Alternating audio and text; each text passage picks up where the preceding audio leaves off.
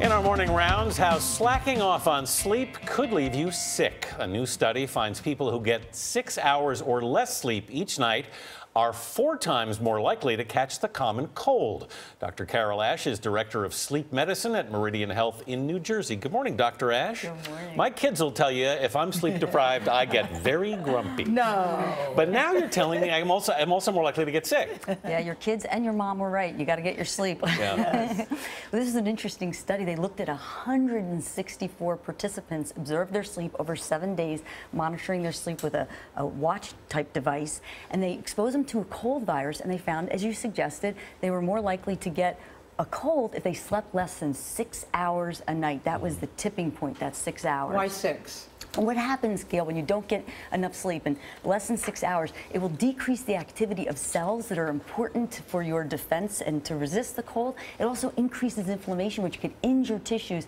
and decrease defense. Do we know why 6 to 7 hours is the tipping point? Well, we know that the range is 7 to 9. Most of us need 7 to 9, on average 8, and that's just the way we're designed. Once you start getting less than what you really need to physiologically function at your peak, we start to fall apart. Does the quality of sleep that you get matter? Yes, it does matter. So the amount matters, but if that sleep is very fragmented, then you're not going to get the rest you need, and you'll have the same problems with the immune system and the defense. But this goes beyond the common cold, right? I mean, this study was about the cold, but in fact, the CDC and other studies have showed lack of sleep leads to a lot of other health problems. Absolutely, Nora. We know when you don't get sleep, it has an impact on you physically and mentally. It leads to cardiovascular disease, obesity, depression, anxiety.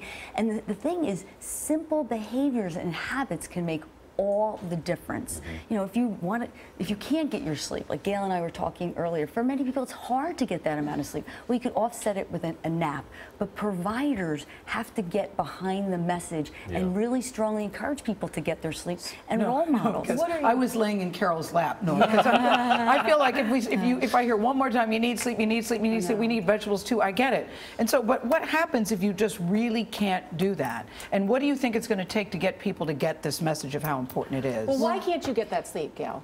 I just can't. Did you wake up in the middle of the night? Yeah, I wake up in the middle of the night. Right.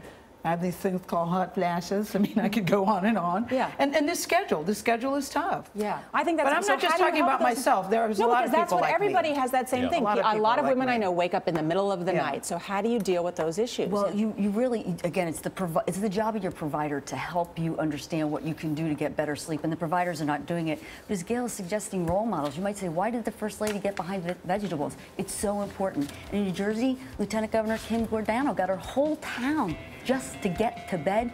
Was just magical. Well, we will keep saying it. Thank you, Dr. Carol Ash. Always good to see you.